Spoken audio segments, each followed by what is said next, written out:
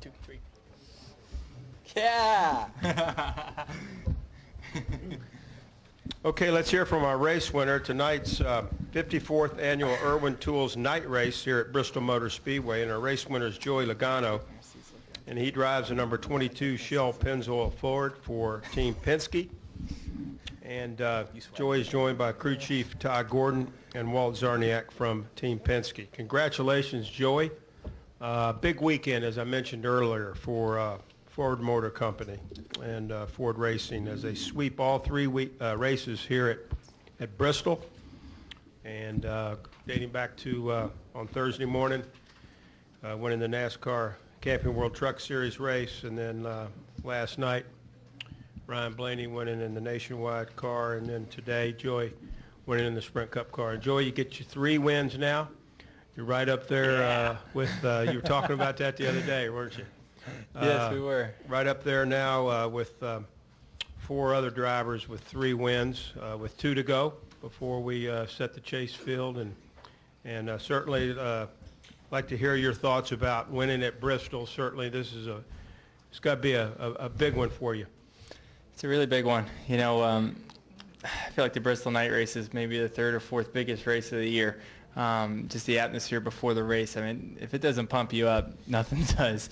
It's just the baddest mamma jamma racetrack ever built. It's so much fun to go around, and you got to hustle the car so hard, and it's something we don't typically have. We talked a little bit about it the other day when I was in here about how hard you had to drive the car, and wondering if it was going to be like that in the race. And yes, we had to drive the car that hard in the race to go fast, and it means a lot to be able to get this victory. And obviously Penske with the 1-2 finish there, and all 3 of Team Penske drivers being able to get a win with Brad in the truck, and then Ryan last night, and then ourselves trying to put the cherry on the top here in the Cup race. So it's just all of us got to win. Everyone's happy. So definitely a very special weekend for Team Penske to be able to do that, and for Ford. And yeah, right now the momentum we have and the cars that we have, we've been fast at every type of racetrack, and I wish we were in Atlanta tomorrow. Well, maybe not tomorrow. I'm going to enjoy tomorrow, but Monday sounds good. And Todd, congratulations. Certainly this race team is showing that it's championship form, and you guys have really been putting together some excellent runs here of late, but got that win here tonight at Bristol. Huge crowd. This had to be a big win for you as a crew chief. Definitely. It's the epitome of short track racing, right? It's especially the way the new tire, the tire change that we had, and what it did to the racetrack, and rubbered up so hard. You had to perform you had to execute at every level. We've had good race cars here through every race. Joey and I have been here together, and we haven't executed at every level. But we got an opportunity to do that today, and just a phenomenal place to race, and brings you back to the roots of where you came from, where you're going to rub on people a little bit, and you run hard, and Joey did a phenomenal job of it tonight, and this whole race team's definitely building momentum right now, and in the right time, I believe. And Walt, certainly a big weekend for Team Penske. 1-2 finish here tonight. Both of your drivers are secured into the chase. Both have 3 wins. Both are going to be championship contenders. Just talk about how the organization feels about all this at this time. Well, thank you. Thanks, Kerry. I think that it was important. Mike Nelson and I had a little conversation tonight before the start of the race, and I said to Michael, who's the general manager of our program, I said, I think it's really important that we continue the momentum that we have. I said it would be great to win one of these last 3 races before the chase, not to back off and just keep the pressure on. And Joey certainly demonstrated that tonight, as did Brad. And I think it illustrated again the place where we are right now in preparation for the chase.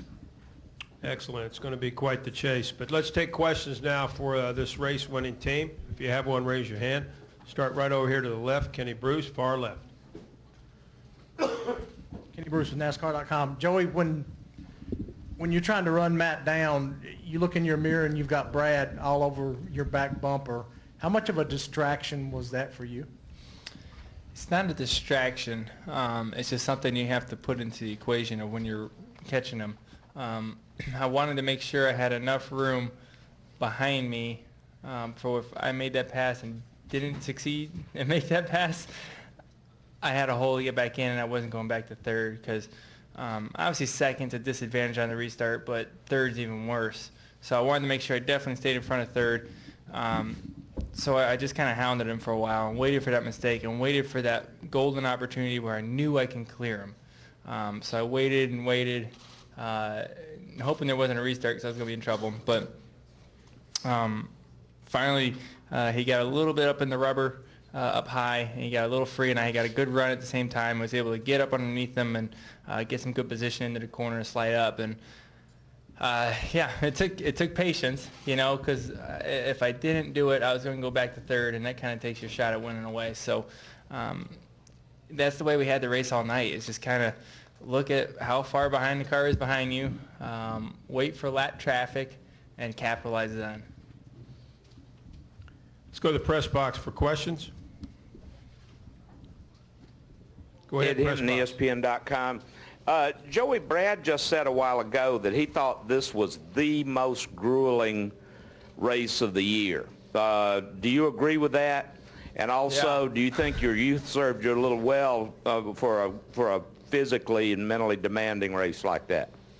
Yeah, I mean, I made it, but it definitely was a very, very tough race. I feel like it's the most physically demanding racetrack, not only for the driver, but for the race car. You know, you think about the loads these things are on, there's never really a break. You know, you're just always on the gas or the brake or in the turn. It's just, there's always something going on. And as a driver, you don't get a break inside the race car either. So a few times the caution comes out and you're like, thank God. And then you're going green like a minute and a half later, you're like, what the heck? So, you know, it definitely was a tough race. That's why we all train and try to be in the best shape we can to, you know, get through it. But, you know, anyone says we're not athletes, I disagree with that, especially today. It's just you got to be able to focus so hard and drive your car so hard up against the wall, and, you know, one mistake takes you out of this thing. So the focus you got to have, and you know, obviously, like we were just talking about, the thought process you have to have when you're trying to pass cars and trying to communicate with your crew chief. There's just a lot of things going on at a very small racetrack when you're making 15-second laps. So it's definitely a very tough racetrack for sure. That's why it means so much to win here. Go ahead, press box. Let's stay up there. Joey, ChrisKnight, Do you feel like that you're maybe flying under the radar as far as this championship is concerned, and do you feel like that you could maybe be a surprise attack on the veterans going into the championship, and do you feel like that they kind of underestimate you going not only into Richmond but all the way through the chase? I don't care what they think of us. We're going to do what we got to do. They can underestimate us. They can overestimate us. I don't really care. We're going to go out there and do the best we can, do what we've been doing. Todd Gordon and myself have been, you know, working very good together and communicating a lot with our race car, and we really understand what we need to race well. And that's the way we practice, and it shows up when it comes game time in the race. So we're going to keep doing that. They can think whatever they want to think, but I know inside, this 22 team, this whole 22 team feels like we're contenders to win this championship. And you know, I mean, it'd be really weird if we didn't think we were. We got 3 wins right now. We got a really good shot. We've been fast at every single racetrack, and that's because this whole 22 team, and all of Team Penske, but in particular, there's 22 teams always looking for that next bit, and no one's just doing their job and say, I did my job and that's enough. They're always looking for that extra little bit. And how they can become better and how they can make our race car better, and that's what it takes. So it's definitely the best shot I've ever had at winning a championship, I can promise you that. So I feel very confident going into it. What would it mean for you to win the championship for Ford? It'd mean a lot. That's kind of a dumb question. Of course it's going to mean a lot. It's such winning the championship's the biggest thing you can do in this sport. So, and doing it for Ford, yeah. Doing it for Team Penske, doing it for everybody, you know. It's a lot of pressure when you go into it, but we're a team and we do it together. Any other questions upstairs? Back downstairs, questions for Walt, Joey, or Todd? Right here, Matt, and then Bob, and then Stan. Joey, we saw this year more than the previous years past, guys having to run the top, only 1 or 2 guys to make the bottom work. Jamie was really the only guy who could consistently make the bottom work. Eric Almirola mentioned earlier that maybe the track could consider grinding the bottom, like they had the tops to open that bottom lane back up. Any thoughts about that? It's very hard to be able to do it, right? Because, now the top's coming so well. But at the same time, it does produce a pretty good race. It's kind of like the old Bristol. Everyone was on the bottom, and you had to kind of root and gouge to get people out of the way. Well, it's the same thing, but up top, So it's definitely, it's different but similar, and I think it puts on a good race. And I think the fact that, some of the lap cars are a little bit slower, that's your opportunity to pass, right? So when you can pin a guy and stuff like that, that's your shot. For us, we had a pretty good car that we were able to, make passes throughout the day. But, on restarts, you have a few laps of trying to make the bottom work. Then you have to find a hole to get back up top and just kind of let your car come to you and then, wait for that opportunity to pass somebody. But we knew that going into it, so it's not very frustrating for a driver. And like I said, my car was good, so that probably keeps me from getting too frustrated also. But I feel like it was a good race tonight. I felt like there was some good passing. There was some good strategy going on. And, we're running up against the wall. It's very fast up there, but, I feel like there's definitely some things you can do. And there's a few different lines you can do to, make your car better or faster or whatever. Bob, you have a question, then we'll go to Hank, and then to Seth, and then to Jay. Go ahead. Bob Parker, Sporting News. Joey, when you pitted and Matt stayed out, were you concerned that you didn't have enough time, or you just wouldn't be able to pass him? No, I wasn't too concerned. I didn't really think about it. I was just thinking about how I can have the best restart I can and make something happen out of this. I felt like I was in good position. Todd gave me 4 tires there, and pit crew did a great job on keeping our track position, and able to restart 6th. That's better than 5th, and made sure I had a good start there, pass as many cars off the get-go as I can, and then settle in and then start working on the 20. But I was impressed how well the 20 hung in there on old tires like that. Seeing guys with 2 tires tonight that eventually would fall off towards the end of the run quite a bit, and he kind of hung in there pretty well. So he had a pretty fast race car. Go Stan, Hank, Seth, and then Jay. Go ahead, Stan. Stan Creekmore with RPMTonight.com. Joey, have you even had a brief thought about the fact that you now have 2 attempts to lead everybody into the chase? And at the same time, do you believe that your teammate will be your biggest challenge in the chase?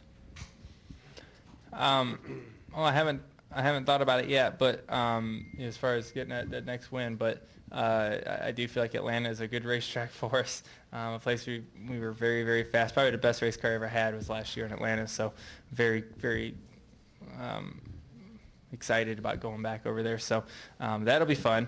But really, leading them into the chase does mean something. It's pretty cool. But if we were able to do that, but I'd much rather lead him at Homestead and do it that way. But I do feel like Brad is going to be one of the top contenders to win this championship along with us and the guys that you see tough out there. But you never know. I mean, you've seen it. I know it's a different chase format than normal, but you've seen guys that, kind of run so-so, and then all of a sudden the chase starts and they pick it up a notch, and all of a sudden they're, kicking butt. So you can't really rule anybody out. And you never know what's going to happen in this. Obviously, it's new for everybody on what's going to happen, but obviously fast race cars and being able to capitalize right now is what we need to do when we get into the chase.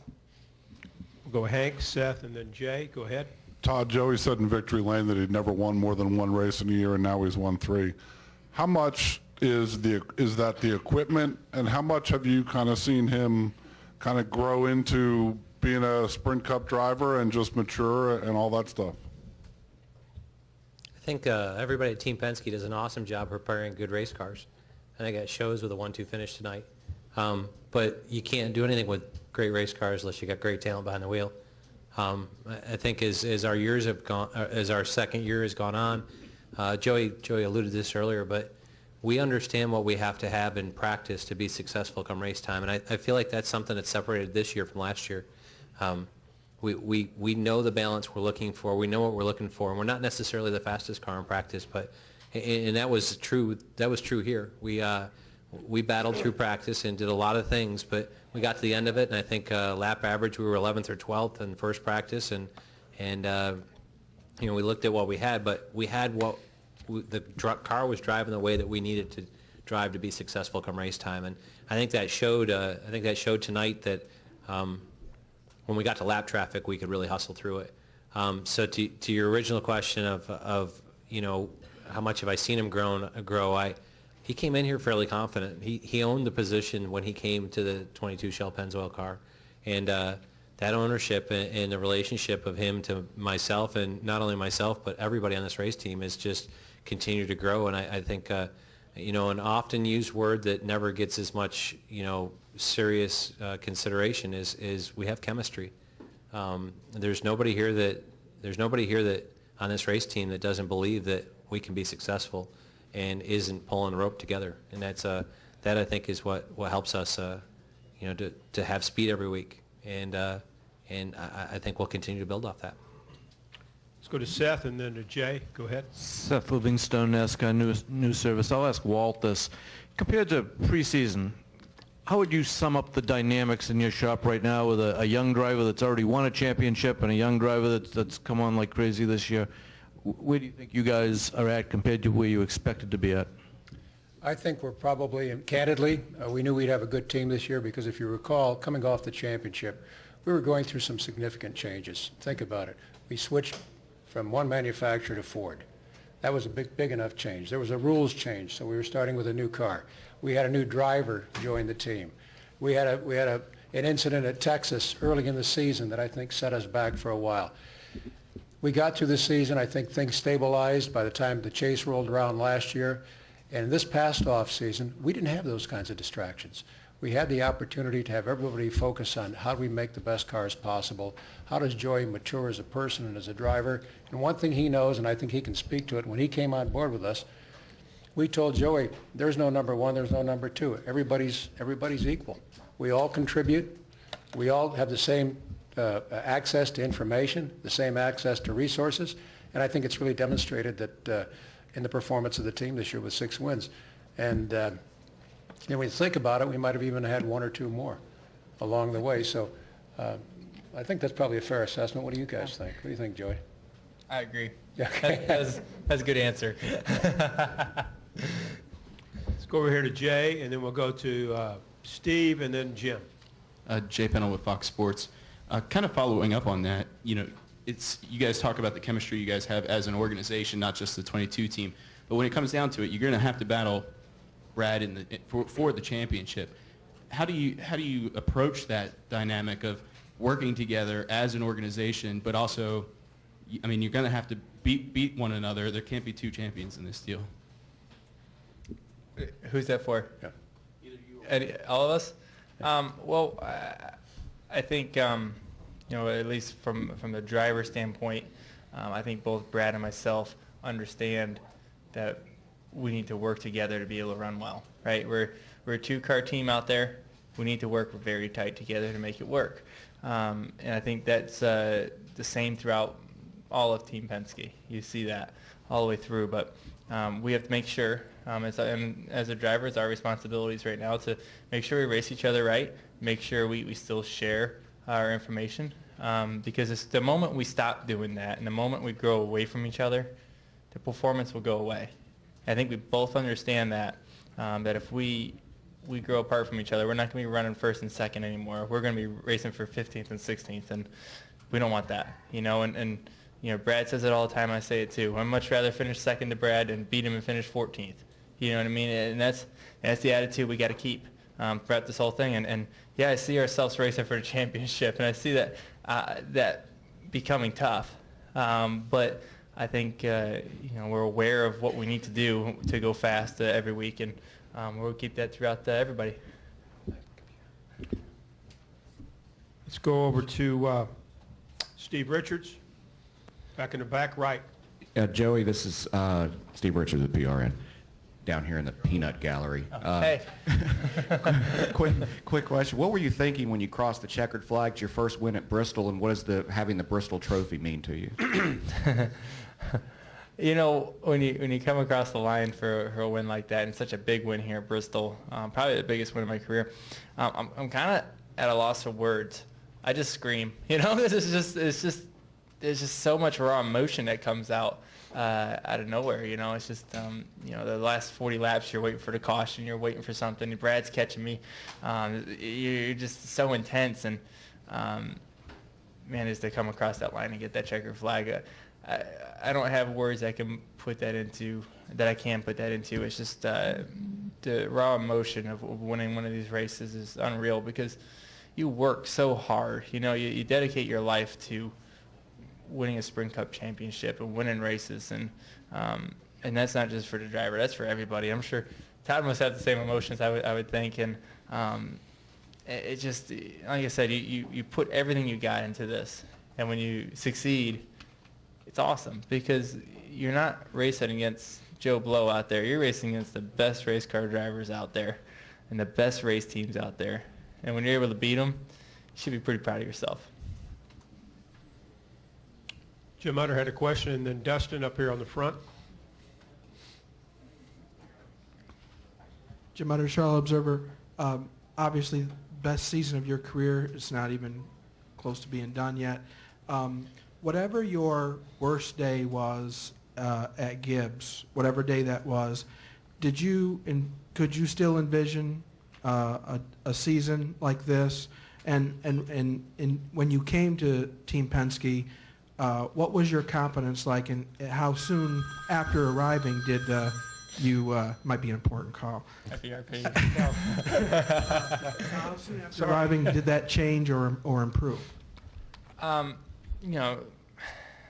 worst days over there, I think about it, and obviously, just like anybody, you'd be down in dumps, right? And you lose your confidence as a driver, and that's probably the worst thing that can happen, is when you lose your confidence. And yeah, I was in that boat, and thank goodness I had nationwide races, and we were kicking butt nationwide, because that's really what I had to rely on, is to go up there and win those things, and that would help me just get through it. And times it was really, really hard. And yeah, to answer your question, no, I would never think that I'd have a year like this at that point, and that's why the mental side of this is just as important as the physical side. You got to have your head in the right spot, and but I'm happy I went through all that. It's made me who I am now, and it's made me aware of how I have to mentally be to win these things. And going through the tough times, you never appreciate the good times. And and obviously there's a lot of good times over there. Don't get me wrong. And